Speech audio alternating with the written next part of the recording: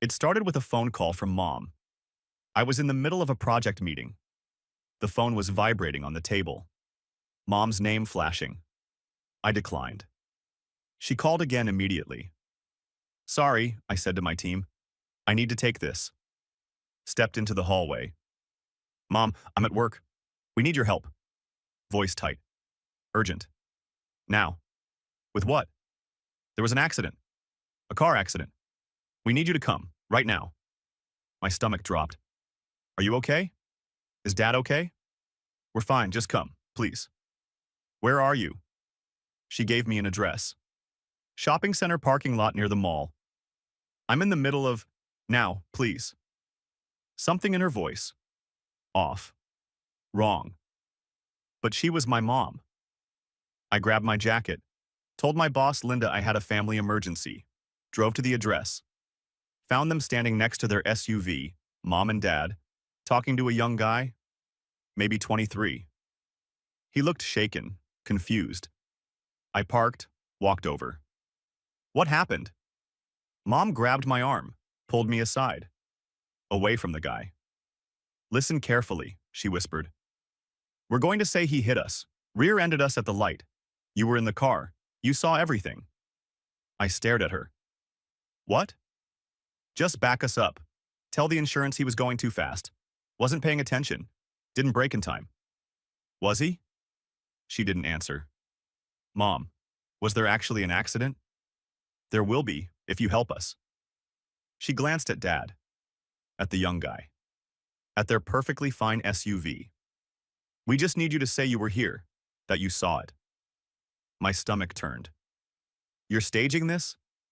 We need the money. Her grip tightened on my arm. Insurance will pay out. But we need a witness, someone credible, someone they'll believe. Are you insane?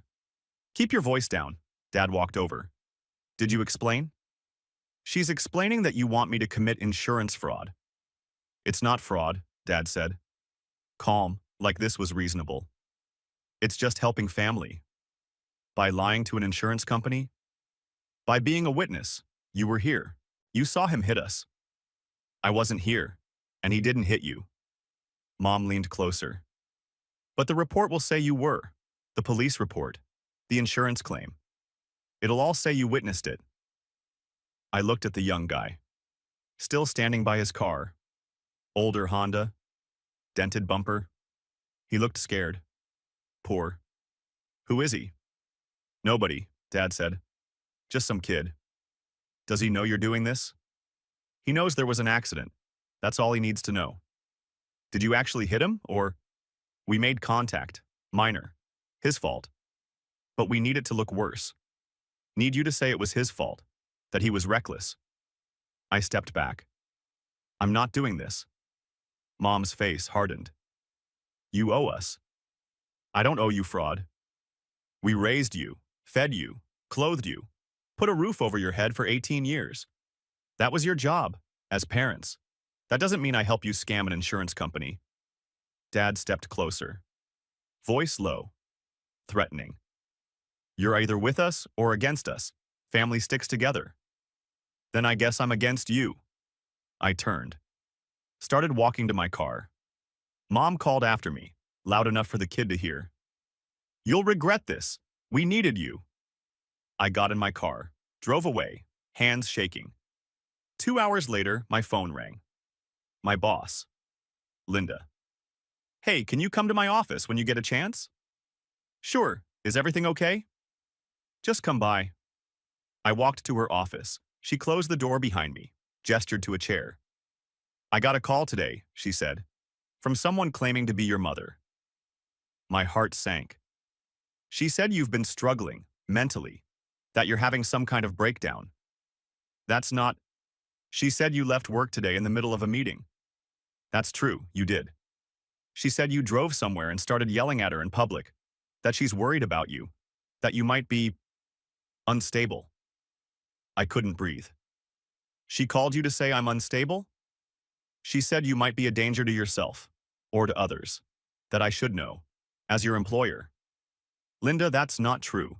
None of it. She studied me. Careful. Then what happened today? I explained. The call, the parking lot, the staged accident, their demand that I lie to insurance, the threat when I refused. Linda listened, didn't interrupt. When I finished, she leaned back. Do you have any proof that they were staging it? Proof? That this wasn't actually an accident, that they asked you to lie. Just what they said to me, but there were no witnesses, just me, them, and that kid. She nodded slowly. Okay, I believe you. But this is a problem. I know. If your mother calls again, she won't, I'll handle it. Linda didn't look convinced. I have to document this, the call, your explanation, for HR, you understand? Yes. And if there are any more calls, any more accusations, I need to know immediately. There won't be. But I wasn't sure. I drove home, hands still shaking, furious. They'd called my boss, tried to sabotage my job, claimed I was mentally unstable because I wouldn't help them commit fraud. I sat in my car outside my apartment, staring at my phone. Thought about calling them, yelling, telling them what they'd just done. But then I thought about that kid, standing in the parking lot, confused, scared, about to be blamed for an accident that maybe didn't even happen. I called the police non-emergency line. How can I help you? I need to report an attempted insurance fraud. 2 officers came to my apartment an hour later. Young, professional, took notes while I talked. I told them everything. The call, the parking lot, the witness they wanted me to be, the threat, the call to my boss. Do you have any evidence? The first officer asked. Recording, texts, emails? I have the call from my boss. I record all work calls for note-taking. It's on there. My mom saying I'm unstable, dangerous. Can we hear it? I pulled it up on my laptop, played it. Mom's voice, clear, professional, concerned. I'm worried about my son. He left work suddenly. He's been acting strange. I think he might be having a breakdown. I thought you should know, as his boss, in case he does something dangerous. The officers exchanged a look. That's defamation, the second officer said. False statements intended to harm your reputation. But is it enough? For the fraud thing? We'll investigate. Get the parking lot footage. Talk to the other driver. See if there really was an accident. If your parents filed a claim. He closed his notebook. But calling your employer with false information? That's illegal. We'll definitely look into that. They left. I sat in my apartment. Quiet. Processing. I just reported my parents to the police. For trying to commit fraud.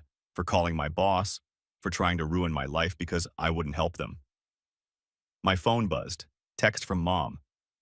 You're making a huge mistake. We needed you. Family helps family. I blocked her number. Then Dad's. Then sat in the silence. 3 days later, my phone rang. Unknown number. This is Detective Morrison. Is this a good time? Yes. I'm calling about the report you filed. The insurance fraud. I have some updates. Okay. Your parents were arrested this morning. I sat down. For what? Insurance fraud, attempted, and filing a false report about your mental health. They actually filed a report? Like, official? They tried to have you involuntarily committed, called a crisis hotline, said you were a danger, gave your name, address, employer information, said you were threatening self-harm. The room tilted. We know, we investigated, called your employer. She verified you're stable, functioning normally. We also got the parking lot footage. And? Shows your parents positioning their car, talking to the other driver, a college kid named Ryan Martinez. He thought he'd actually hit them. They convinced him of that. But the footage shows minimal contact, if any. Then shows your parents waving, and you arriving, then leaving. So no accident. Correct, they were staging it. Ryan's testimony confirms. He said they told him he'd hit them, that he needed to file a report, that they'd help him through the insurance process. He was a victim too. Yes, he's cooperating fully, very angry at being used. Papers shuffling. But there's something else. Something bigger. What? We executed a search warrant. Your parents' house. Looking for evidence of fraud. We found financial records. Okay. They've been keeping a spreadsheet, a detailed accounting, of what they claim you owe them. Owe them for what? For raising you. It goes back 8 years, to when you were 16. They've been billing you, documenting expenses, building a case. My mouth went dry. How much? 47,320. I couldn't speak. It's itemized. Monthly charges, rent for your room, food costs, something called life skills training, utilities, car insurance, emotional support services. All documented, like you'd agreed to pay them back for being your parents. I never agreed to that. We know. That's why it's fraud. They were planning to sue you. The insurance money? That was supposed to cover legal fees, to take you to court, to claim this debt. This was planned? For years, based on the records. They've been building this case, waiting for the right moment. I felt sick. They're being charged. Insurance fraud, filing false reports, attempted extortion. You'll need to come in, give a formal statement. But I wanted you to know what we found, what they were planning. After he hung up, I sat on my couch, staring at nothing. 47,320. My parents had been tracking, calculating, planning to sue me for being their child. And when I wouldn't help them commit fraud, they'd tried to have me committed, tried to destroy my career, tried to ruin my life. My phone buzzed. Text from my Aunt Carol, Dad's sister. Just heard about the arrests. Are you okay? Call me if you need anything. Then my cousin Mike. Saw the news. Holy shit. Are you all right? Then my Uncle Tom. Here if you need to talk. Can't believe this. Family I hadn't heard from in years. Reaching out. But I didn't respond. Not yet. I was still processing. My parents, the people who raised me, who fed me, who drove me to school, had been planning to extort me for nearly $50,000 for being their son. I sat in the quiet and realized that I'd made the right choice, calling the police, refusing to lie, walking away, because family isn't supposed to do this, and helping them would have made me just as guilty. I'd chosen myself, my integrity, my truth. Even if it meant my parents went to jail. Even if it meant losing them forever. Some prices are too high to pay, even for family. I went to the police station the next morning. Detective Morrison met me in a small conference room. Folder on the table, thick. Before we do the formal statement, he said, I want you to see what we found, so you understand what you're dealing with. He opened the folder, pulled out printed spreadsheets. Pages and pages. The first page was titled, Parental Investment Recovery Plan. I stared at it. They named it? They did. Very organized. Very deliberate. He flipped through the pages, highlighting sections. Age 16-18. Basic living expenses. Monthly room rental, $200. Food contribution, $150. Utilities share, $75. Total per month, $425. Duration, 24 months. Subtotal, $10,200. You were 16, Morrison said. Living at home, they charged you rent. Age 18-21. Adult transition services. Life skills. Training, $300 month. Career counseling, $150 month. Emotional support, $100 month. Vehicle insurance, for car you owned, $237 month. Total per month, $787. Duration, 36 months. Subtotal, $28,332. Life skills training, I said. What does that even mean? According to their notes, teaching you to cook, do laundry, balance a checkbook, things parents normally teach their kids. For free. Age 21-24. Continued support and guidance. Monthly consultation fees, $200. Emergency availability, $150. Family event participation, $100. Total per month, $450. Duration, 36 months. Subtotal, $16,200. Emergency availability, Morrison said. They charged you for being available if you needed them. I couldn't speak. He flipped to the last page. Total owed, $47,320. Payment plan proposed, $500 a month for 95 months. Legal fees to enforce, $12,000 to be added to total. They had a lawsuit ready to file, Morrison said. Your lawyer would receive it the week after the insurance claim went through, claiming breach of verbal contract, that you'd agreed to repay them for raising you. I never agreed to anything. They were going to claim you had verbal agreement when you turned 18, their word against yours, with 8 years of documentation to back them up. I looked at the pages, the careful calculations, the monthly totals, years of planning. Why? I asked. Financial problems. Your parents are $80,000 in debt. Credit cards, a failed real estate investment. They've been drowning for years. Saw you as a way out. So the accident was supposed to generate $30,000 insurance payout, cover legal fees to sue you. Then they'd get a judgment for $47,000 plus fees. Use it to clear their debts. And if I'd helped them, lied for them, you'd be complicit, an accessory to fraud, and they'd still sue you later. You were useful, then expendable. I sat back. They were going to destroy me either way. Yes, but you said no, and that saved you. My parents were released on bail 2 days later. They called immediately, both of them, multiple times. I didn't answer.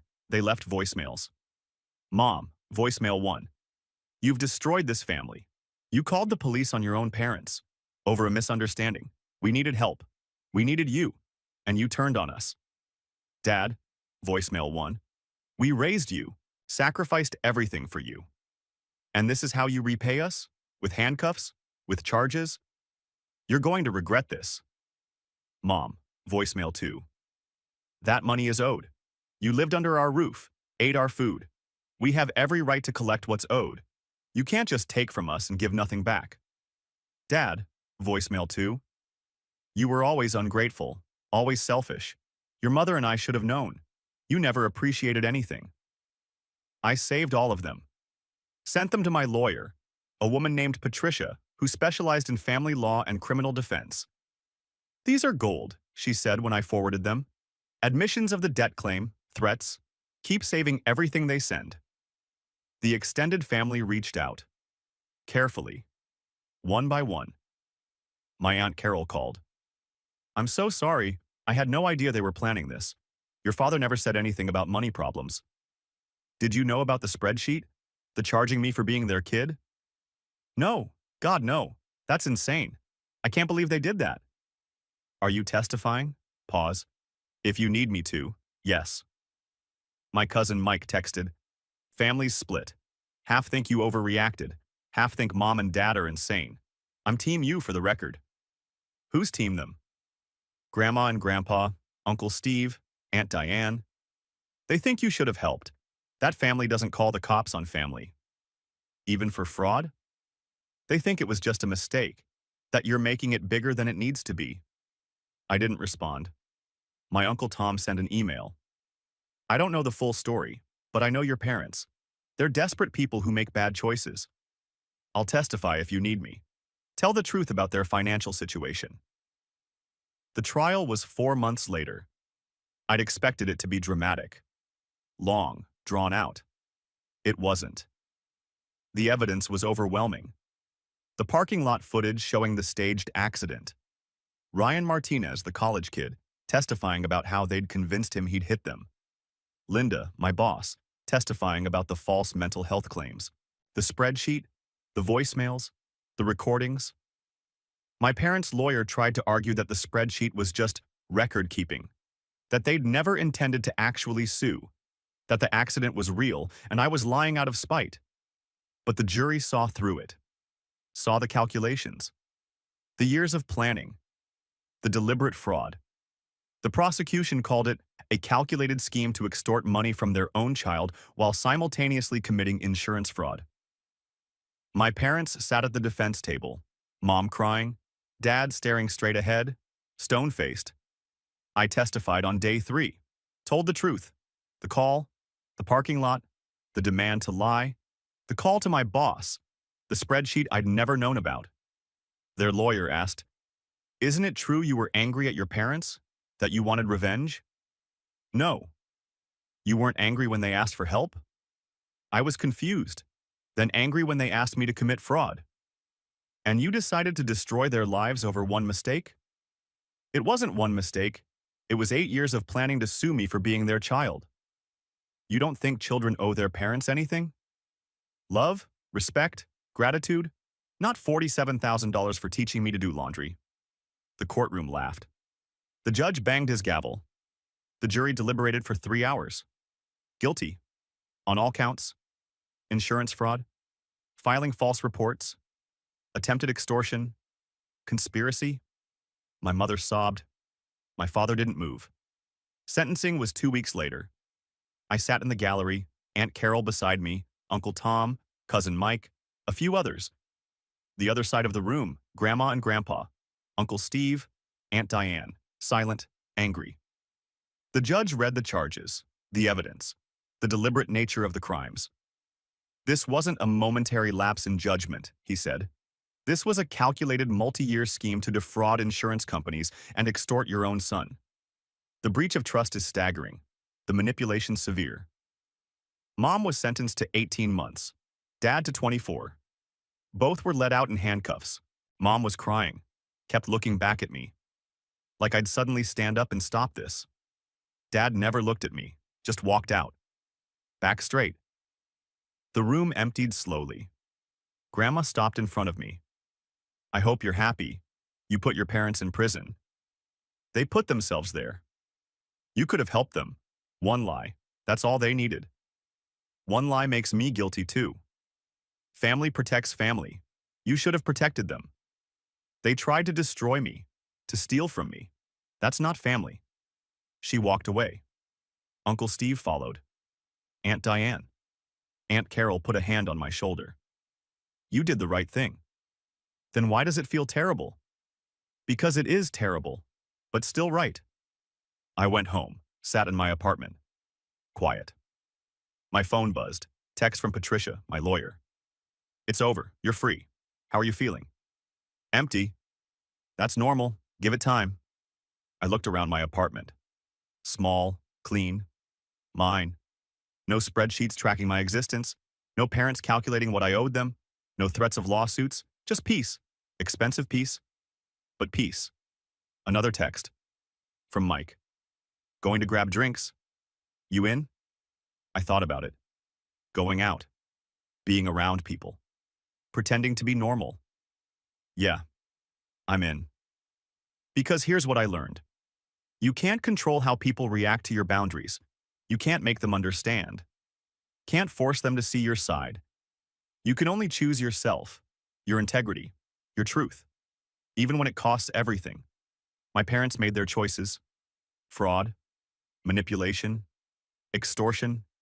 I made mine. Honesty, boundaries, self-preservation. They got 18 and 24 months. I got my life back. And I'd make that trade every single time. 6 months after the sentencing, I started therapy. Not because I felt guilty, I didn't. But because I couldn't sleep. Couldn't stop replaying the trial, the spreadsheets. Mom's face when they let her out in handcuffs. My therapist's name was Dr. Sarah Chen. Mid-40s. Calm. Direct. First session, she asked, "Why are you here?" My parents tried to extort me. I had them arrested. They're in prison. And I can't figure out if I'm supposed to feel bad about it. Do you feel bad? Sometimes, late at night. When I think about them in prison. Then I remember the spreadsheet and I don't feel bad anymore. Then I feel bad for not feeling bad. That's normal. Is it? You're grieving. Not for them as they are, but for the parents you thought you had. The ones who wouldn't charge you $47,000 for raising you. That landed hard. I keep thinking about that phrase, I said. Parental Investment Recovery Plan. They named it. Like I was a business venture that didn't pay off. How does that make you feel? Like I was never their son. Just an expense they expected a return on. Dr. Chen nodded. That's a profound loss. Realizing your parents saw you as transactional. Should I visit them? In prison? Do you want to? I don't know. Part of me thinks I should. They're still my parents. Another part thinks they don't deserve it. Both parts can be true. Work became my refuge. Linda, my boss, had been supportive through everything, gave me time off for the trial, didn't ask invasive questions. 3 months after sentencing, she called me into her office. How are you doing? Really? Better, some days. I have a proposition. We're opening a new department, project management. I want you to lead it. Me? You handled the trial with grace, testified clearly, stood up for yourself against your own parents. That takes strength. Leadership quality. She slid a folder across. Promotion, 20% raise, new responsibilities.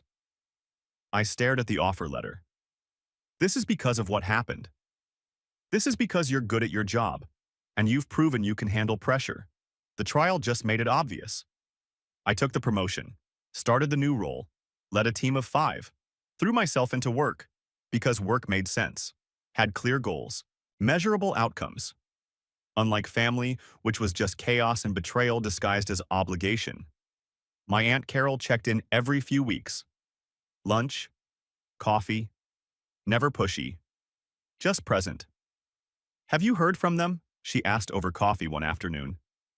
Mom writes letters every 2 weeks. I haven't opened them. Why not? Because I don't know what I want from her. An apology? An explanation? What would be enough? Maybe nothing would be. Maybe there's no explanation that makes it okay. She's my mom. She's also someone who tried to extort you. Both things are true. I stirred my coffee. Grandma still won't talk to me, says I destroyed the family. Grandma's loyal to a fault. Always has been. She defended your dad when he dropped out of college, when he lost jobs, when he made bad investments. She'll defend him through this too. Even when he's guilty? Especially then. That's her way of loving him, by never holding him accountable. That's not love. That's enabling. Carol smiled sadly. Welcome to our family pattern. Your dad was enabled his whole life. Now he's in prison because nobody ever said no to him, except you. 8 months after sentencing, I opened one of Mom's letters. It was short, 3 paragraphs. I think about you every day. Wonder how you are. If you're eating well. If work is going okay. I know I don't have the right to wonder these things anymore. But I do. Your father and I talk sometimes. About what we did. About the spreadsheet. He still thinks we were right. That you owed us. I'm not so sure anymore. I miss you. I know that doesn't fix anything. But I wanted you to say it anyway. I miss my son. No apology. No, I'm sorry for trying to extort you. Just, I miss you. I showed it to Dr. Chen at my next session. What do you think? She asked. I think she misses me, but doesn't actually regret what she did. She just regrets getting caught. That's the important distinction. She says she's not sure anymore. Not sure about what? That I don't owe them $47,000? That's not uncertainty. That's truth. Do you want to write back? I don't know what I'd say. You don't have to decide now. Or ever. 10 months after sentencing, Ryan Martinez reached out. The college kid.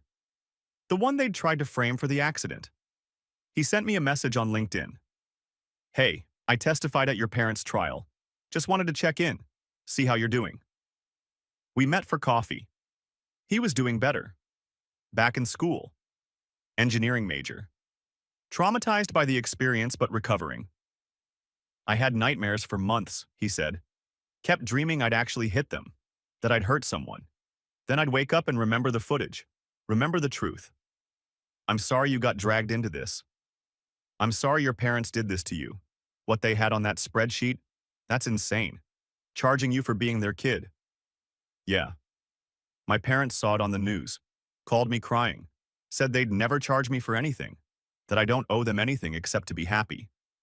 He smiled. First time my dad ever said he loves me without adding conditions. That's good. That's how it should be. Your parents, though, are you ever going to visit them? I don't know. Should I? I don't think there's a should, just what you can live with, what you need. 1 year after sentencing, my cousin Mike invited me to a family barbecue. His house, small gathering. Who's coming? I asked. Me, my wife, Aunt Carol, Uncle Tom, a few cousins. Nobody who sided with your parents. So half the family? Yeah, the good half. I went. It was awkward at first, everyone tiptoeing around the topic. Then Uncle Tom brought it up directly. Your parents made terrible choices. We all know it. But you're still family, still welcome. This isn't sides. This is just us supporting you. It helped, hearing it out loud, being wanted. Not for what I could provide, but just for existing. We ate burgers, talked about normal things, jobs, weather, sports. Nobody mentioned prison or trials or spreadsheets. It felt good, almost normal. As I was leaving, Aunt Carol pulled me aside. Your mom's getting out in 6 months. Did you know? My stomach dropped. No. Good behavior, early release. Your dad still has another year, but she's coming out soon. Will she try to contact me? Probably. Are you ready for that? No. That's okay. You don't have to be ready. You just have to know what your boundaries are. 14 months after sentencing, I opened another letter from Mom. I've had a lot of time to think about what we did, about the spreadsheet, about how we treated you. Your father still believes we were justified, that children owe parents for their sacrifice. I'm starting to think differently. I'm in a therapy group here. Court-ordered. We talk about accountability, about manipulation, about how we justify our actions. I justified ours by saying we were desperate, that we needed help, that you should have helped us. But I'm realizing that's not how parenting works. We chose to have you, to raise you. That was our choice, not yours. You didn't owe us anything. I'm getting out in 5 months. I don't expect you to visit. Don't expect you to forgive me. But I wanted you to know I'm starting to understand. What we did. How wrong it was. I'm sorry. I should have said that in the first letter. I'm sorry for all of it. I read it 3 times, showed it to Dr. Chen. She apologized, I said. She did. How does that feel? Complicated, like it's not enough, but also maybe it's something. Do you believe her? I want to. But I don't know if she's really changed or if this is just another manipulation. Prison therapy because the court made her. You might never know. Not until she's out. Not until she shows you through actions, not words. So what do I do? You decide what you can live with, what boundaries you need, what contact, if any, you're willing to have. I thought about it for days, weeks, finally wrote back. Short letter. I got your letter, the apology. I don't know if I forgive you yet. Maybe someday. But not now. When you get out, don't call me. Don't show up at my house. Don't contact my work. If you want to talk, you can write. Letters only. Until I'm ready for more. I need space. Time. Boundaries. If you really understand what you did, you'll respect that. Your son. I mailed it. Felt strange. Empowering, but also terrifying. Because now she knew. I was willing to communicate. But only on my terms. And if she violated those terms, I'd know. I'd know she hadn't really changed. 16 months after sentencing, I was doing well.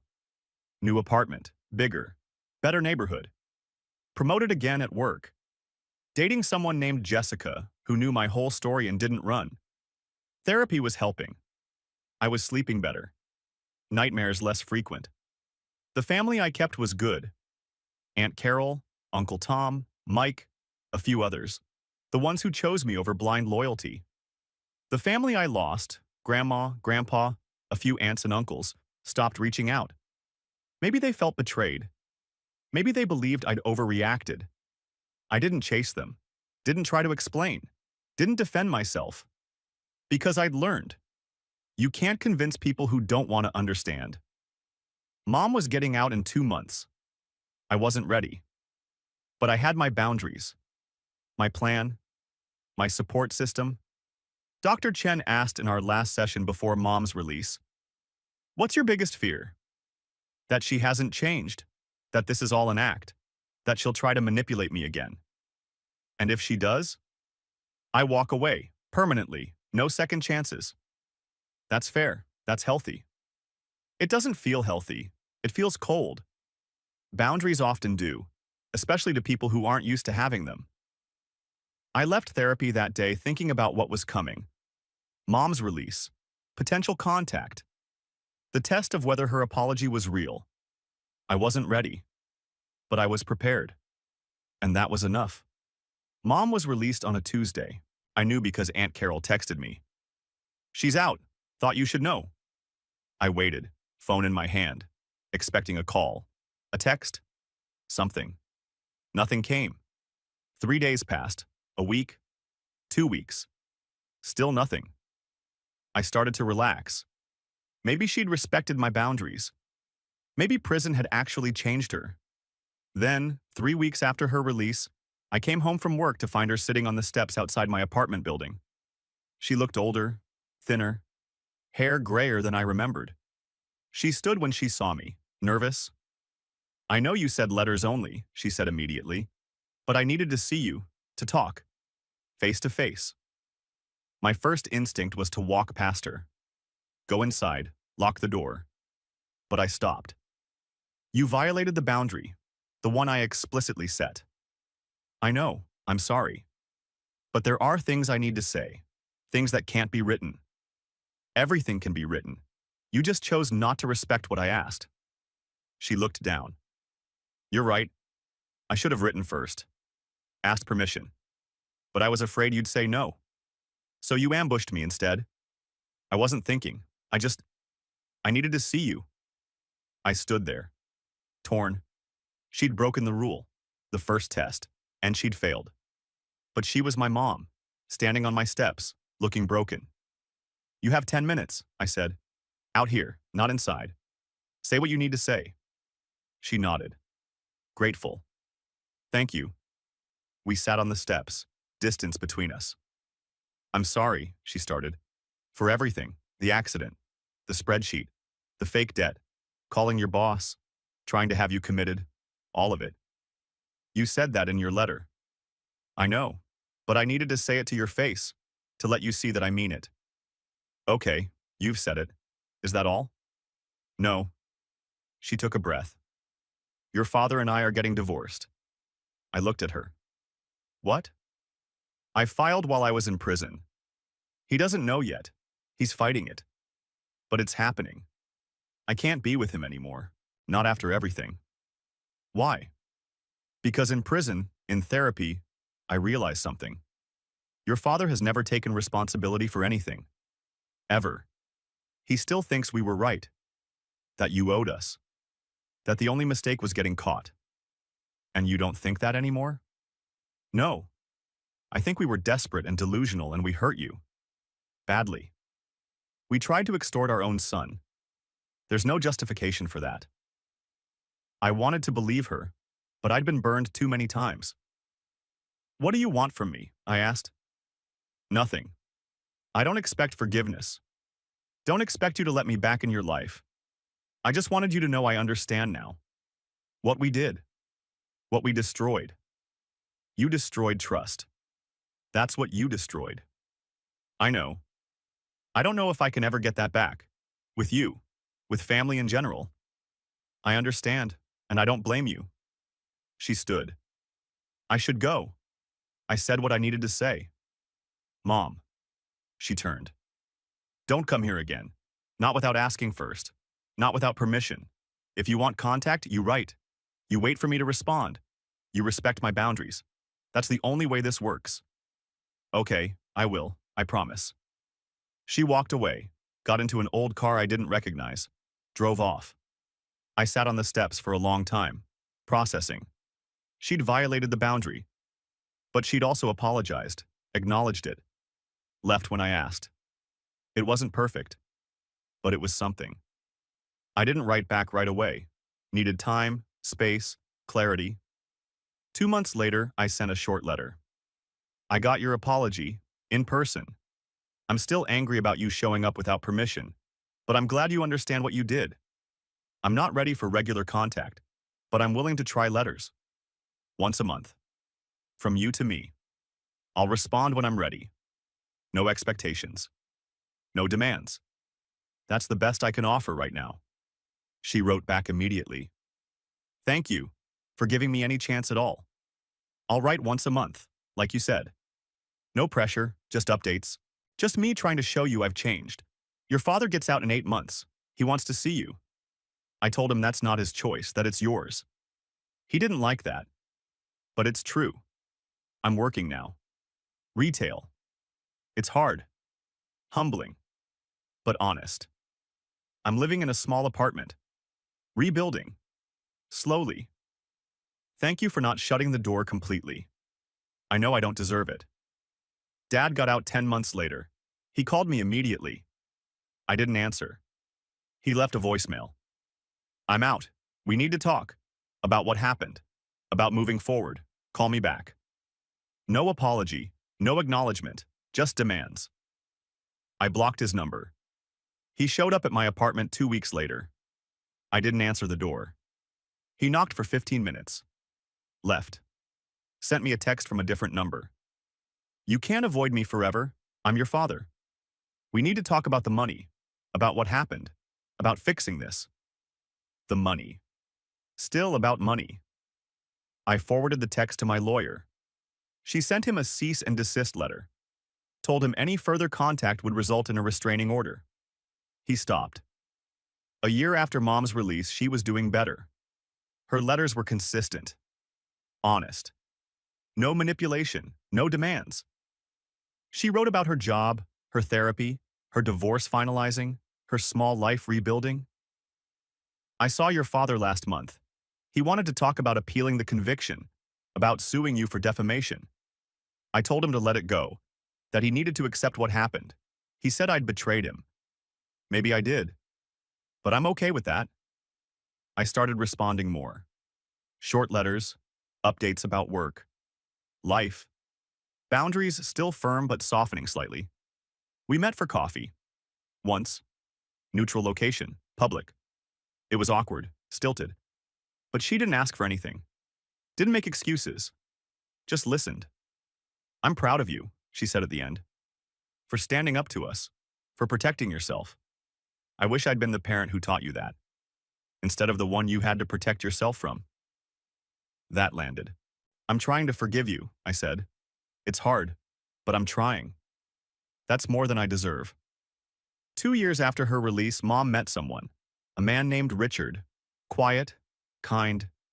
She wrote about him carefully, not wanting to overstep. I know you might not care about my personal life, but I wanted you to know. I'm seeing someone. He knows everything. About the trial, the fraud, what I did to you. He still wanted to date me. Said everyone deserves a second chance. I hope you think so too. I met Richard 6 months later. Mom asked permission first. I said yes. He was decent. Normal. Asked about my job, my life. Didn't pry. Didn't judge. Your mom talks about you a lot, he said. About her biggest regret. About trying to earn your trust back. She's working hard at it. I see that. For what it's worth, she's changed. Really changed. I know you have no reason to believe that. But it's true. I didn't respond. But I noted it. 3 years after Mom's release, I got a call from Aunt Carol. Your dad's in the hospital. Heart attack. He's asking for you. My stomach clenched. Is he going to make it? They think so, but he wants to see you. Says there are things he needs to say. Does he want to apologize? Or does he want money? I don't know, but he's your father. And he might not get another chance. I thought about it for 2 days. Finally went to the hospital. Dad was in a bed. Hooked up to machines. Looked old. Diminished. He saw me. Eyes widened. You came. Aunt Carol said you wanted to see me. I did. I do. He shifted, winced. I need to tell you something. Okay. I was wrong. I waited, skeptical. About the money, the spreadsheet. All of it. I was wrong. You didn't owe us anything. I convinced myself you did. Because I was desperate. Drowning. And I made your mother believe it too. Is this an apology? It's an admission. I don't know if I can apologize.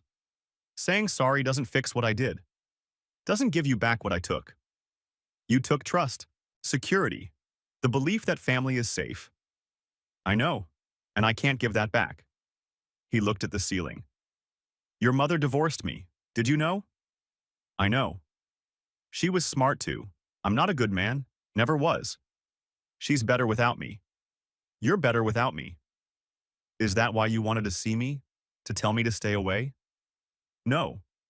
I wanted to see you to say I'm proud of you. For standing up to us. For protecting yourself. For not backing down even when we tried to destroy you. I didn't expect that. I raised you to be weak, he continued. To do what you're told. To bend. But you didn't. You broke instead. Broke away. And that saved you. I didn't break. I set boundaries. Same thing. To someone like me. He coughed. Painful. I'm not asking for forgiveness. Not asking for contact. Just wanted you to know. I see it now. What I did. Who I was. And I'm sorry you got me as a father. I stood there. Silent. Can I ask you something? He said. What? Are you happy without us? Yes, very. He smiled.